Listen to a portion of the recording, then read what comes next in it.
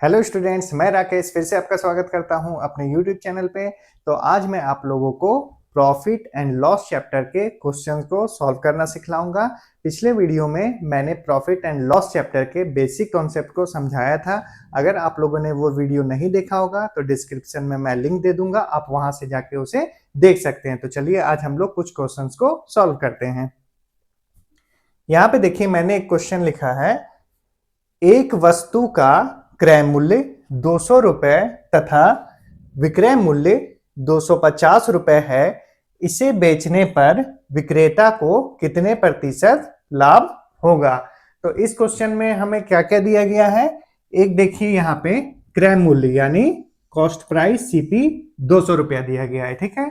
फिर है विक्रय मूल्य यानी सेलिंग प्राइस 250 रुपए दिया गया है, और हमसे पूछ रहा है कि कितने प्रतिशत का हमें लाभ होगा। तो प्रतिशत लाभ निकालने से पहले हमें लाभ निकालना पड़ेगा, तो चलिए हम लोग उसे निकालते हैं। तो सीपी हमारा कितना है, सीपी 200 है, और सेलिंग प्राइस एसपी है 250 रुपए, ठीक है। तो देखिए, प्रॉफिट निकालने का फॉर्मूला क्या होता है, profit is equal to selling price में हम लोग कॉस्ट प्राइस को घटाते हैं तो हमारा प्रॉफिट निकलता है।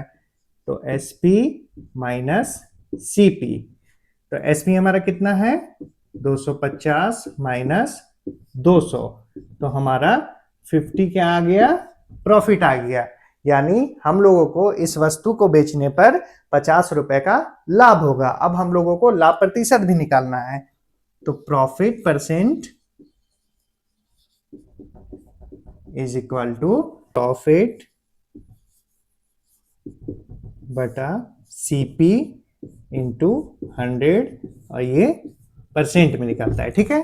तो अब देखिए, प्रॉफिट हमारा कितना है 50, तो हम लोग क्या लिखेंगे 50 बटा सीपी यानी कॉस्ट प्राइस। तो सीपी कितना है हम लोगों का 200, तो यहां पे आएगा 200 और इंटू 100। तो ये देखिए, 2 जीरो से 2 जीरो यहां कट गया, और ये 50 2 से कितनी बार में कटेगा, तो 25 बार में कटेगा। यानी हमारा प्रॉफिट परसेंट कितना आया 25%। क्लियर है। तो प्रॉफिट परसेंट निकालने के लिए सबसे पहले हम लोगों ने प्रॉफिट को निकाला और फॉर्मूला में पुट कर दिया, तो हम लोगों का प्रॉफिट परसेंट निकल गया। तो उम्मीद करता हूं कि आपको ये समझ में आया होगा। तो चलिए ऐसे ही कुछ और प्रश्नों को हम लोग देखते हैं। तो देखिए, हम लोगों ने एक और प्रश्न लिया है, इसे भी हम लोग सॉल्व करते हैं।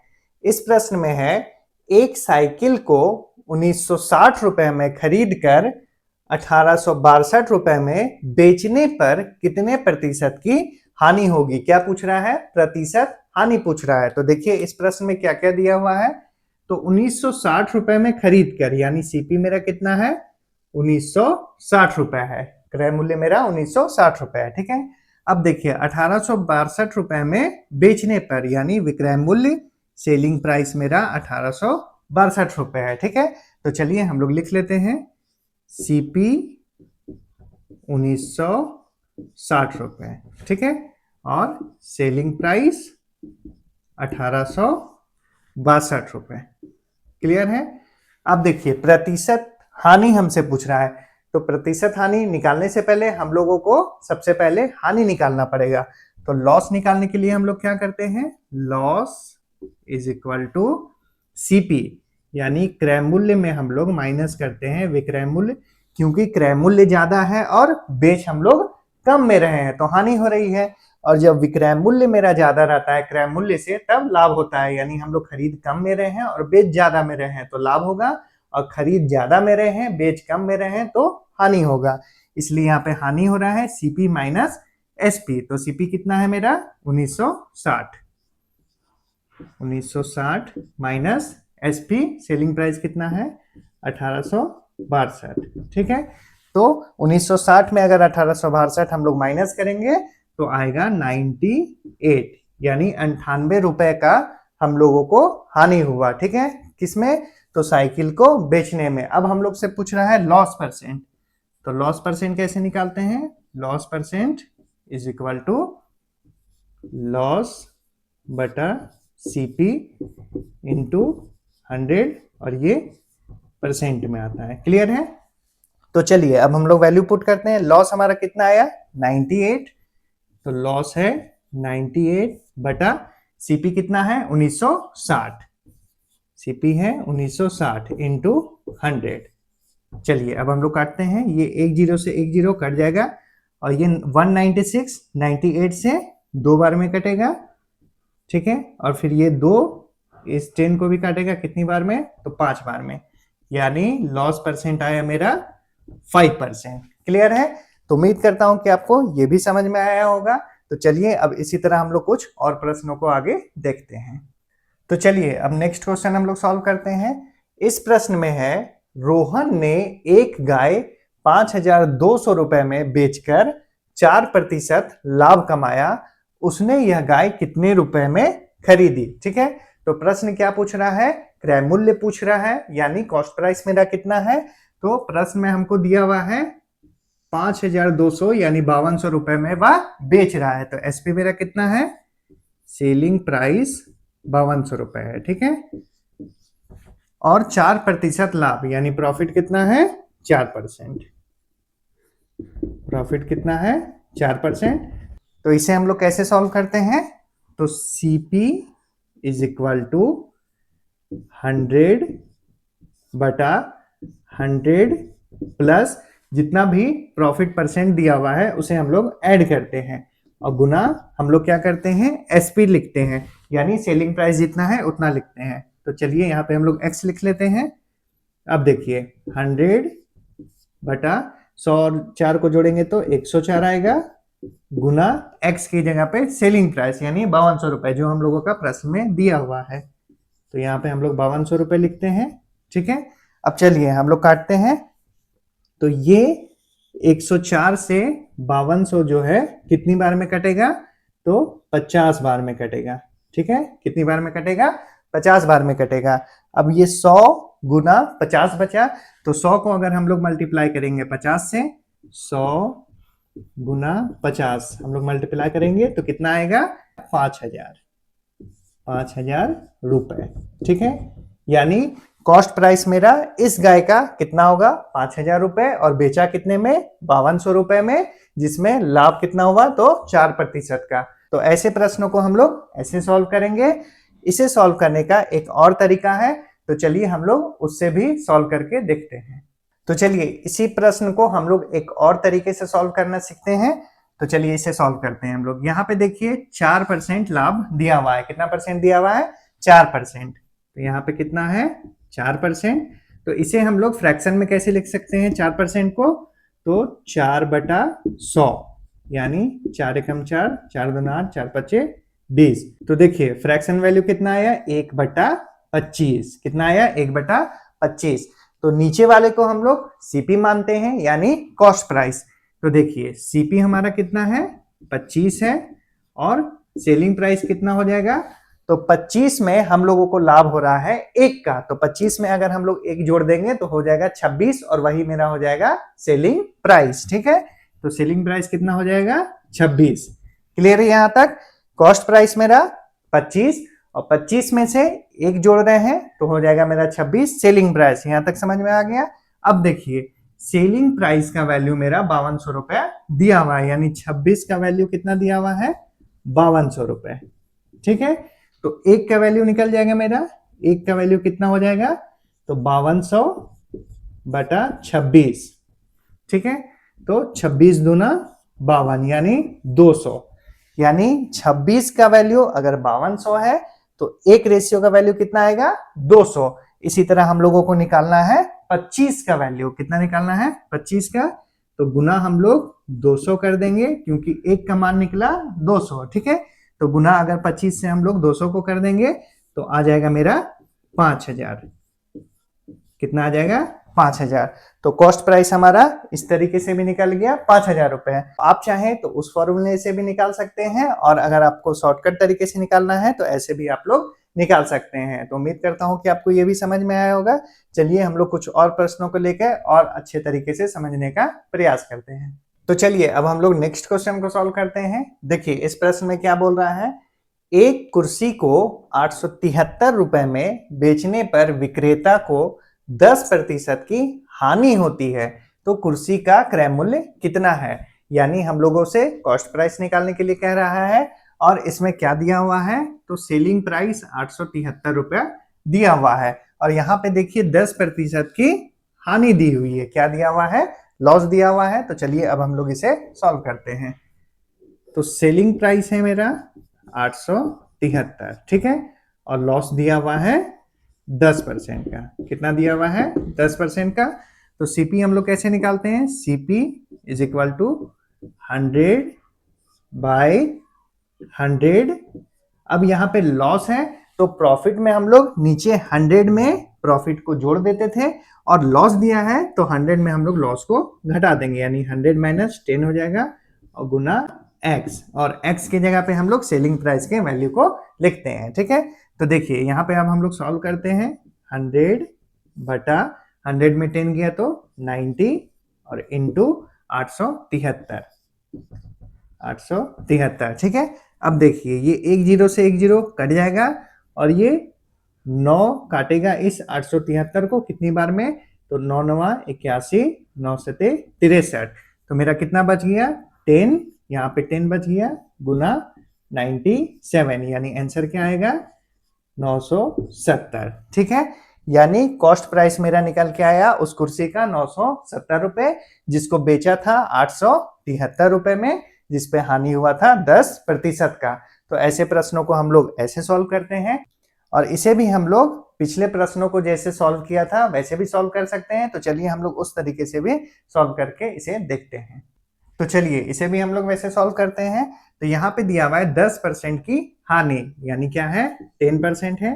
तो इसे हम लोग फ्रैक्शन में कैसे लिख सकते हैं, तो 10 और ये परसेंट यानी बटा 100, ठीक है। तो ये जीरो कट गया, यानी 1/10 कितना आया, 1/10, क्लियर है। तो नीचे वाला मेरा क्या है, कॉस्ट प्राइस है।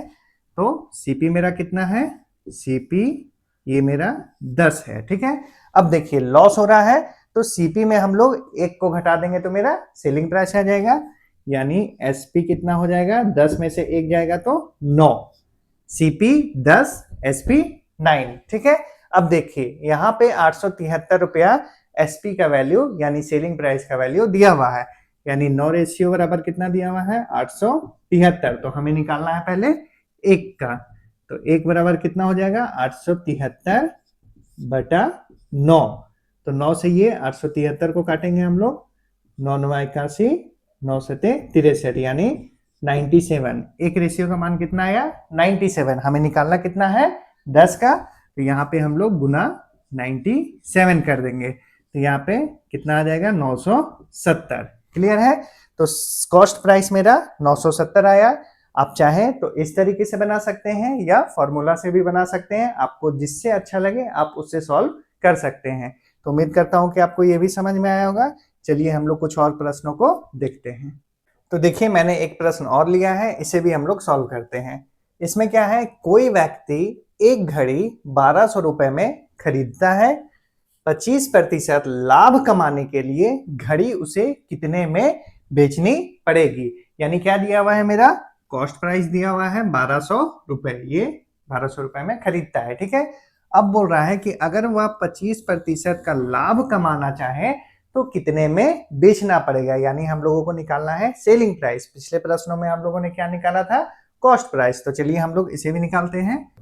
तो सबसे पहले क्या दिया हुआ है वो लिखते हैं हम लोग। कॉस्ट प्राइस दिया हुआ है 1200, ठीक है, और प्रॉफिट कितना दिया हुआ है, प्रॉफिट मेरा 25% दिया हुआ है, कितना है, 25%, ठीक है। तो चलिए हमें निकालना क्या है, तो सेलिंग प्राइस निकालना है। तो सेलिंग प्राइस निकालने के लिए हम लोग क्या करते हैं, x इंटू 100 प्लस करते हैं अगर प्रॉफिट दिया हुआ रहता है, ठीक है। तो यहाँ पे 25 दिया हुआ है तो 25 हम लोग प्लस करेंगे, और ये परसेंट में रहता है, ठीक है। तो x इंटू 125 बटा ये परसेंट नीचे आ जाएगा तो 100 हो जाएगा, ठीक है। x पे हम लोग किसका मान रखते हैं, तो ये कॉस्ट प्राइस का रखते हैं। किसका रखते हैं, कॉस्ट प्राइस का।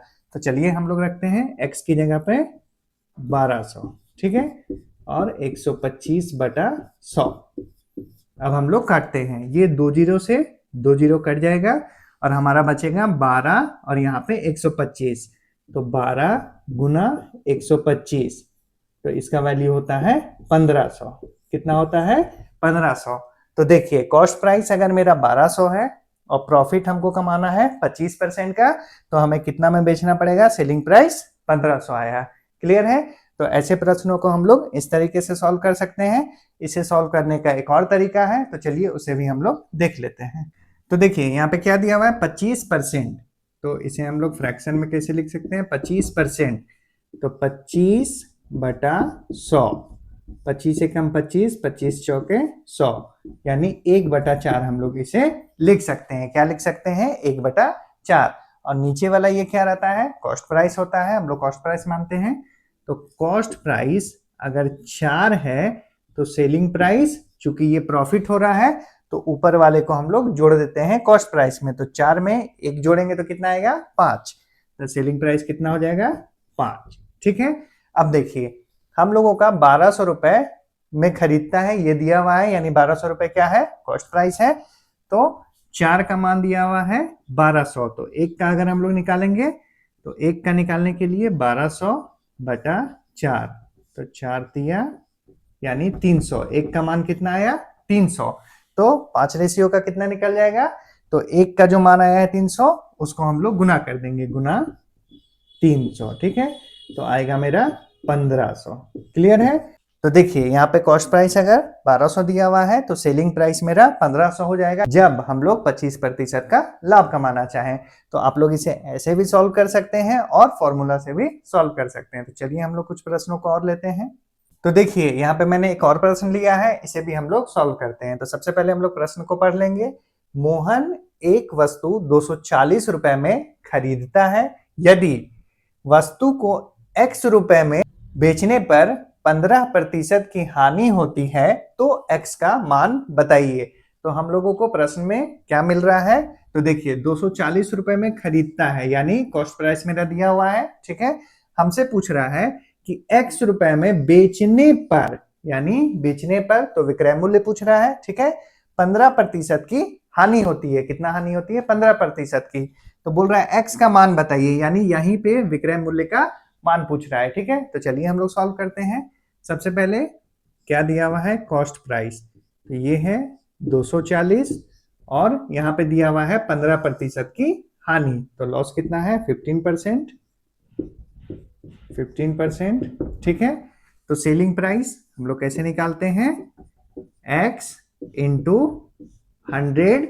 अब देखिए यहाँ पे दिया हुआ है लॉस। क्या दिया हुआ है? लॉस। तो लॉस जब भी दिया रहे तो 100 में हम लोग उसको माइनस कर देते हैं, यानी -15। ये परसेंट में आता है। ठीक है। प्रॉफिट रहता था तो हम लोग जोड़ते थे, और लॉस दिया हुआ है तो हम लोग इसमें घटा देंगे। तो यहाँ पे देखिए x का मान 240 दिया हुआ है। 240 गुना 100 में 15 जाएगा तो 85 आएगा, और ये परसेंट है तो ये बटे में 100। ठीक है। तो चलिए अब हम लोग काटते हैं। ये 0 से ये 0 कट जाएगा, और ये देखिए 2 बचे 10, और ये 24 कटेगा 12 बार में, और फिर ये 85 कटेगा इस 5 से। तो 5 एकम 5, 5 सते 35। तो यहाँ पे मेरा 12 बचा और यहाँ पे 17। तो 12 गुना 17। ठीक है। अब इन दोनों को हम लोग गुना करते हैं तो हमें आता है 204। 204। ठीक है। यानी सेलिंग प्राइस मेरा कितना आया? 204। कब? जब कॉस्ट प्राइस मेरा 240 दिया हुआ है और लॉस 15% का हो रहा है तब। तो ऐसे प्रश्नों को हम लोग ऐसे सॉल्व करते हैं। इसे हम लोग एक और तरीके से सॉल्व कर सकते हैं। तो चलिए उस तरीकों को भी हम लोग सीख लेते हैं। तो देखिए यहाँ पे दिया हुआ है 15%।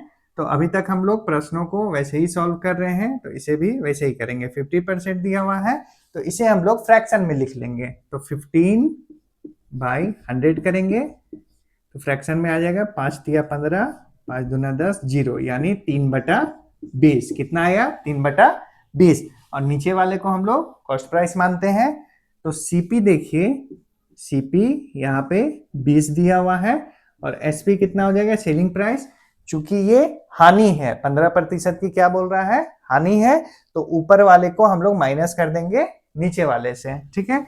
तो 20 में हम लोग 3 माइनस करेंगे तो आ जाएगा 17, यानी कॉस्ट प्राइस 20, सेलिंग प्राइस 17। ठीक है, तो अब चलिए कॉस्ट प्राइस मेरा दिया हुआ है 240, यानी 20 रेशियो का मान दिया हुआ है 240। तो एक का निकालने के लिए हम लोग 240 बटा 20 करेंगे, ये जीरो कट गया और 2 से ये 24 कटेगा 12 बार में, यानी एक रेशियो का मान कितना आया 12। ठीक है, तो अब हमें निकालना है 17 रेशियो का मान, तो हम लोग गुना कर देंगे 12 से, तो आ जाएगा मेरा 204।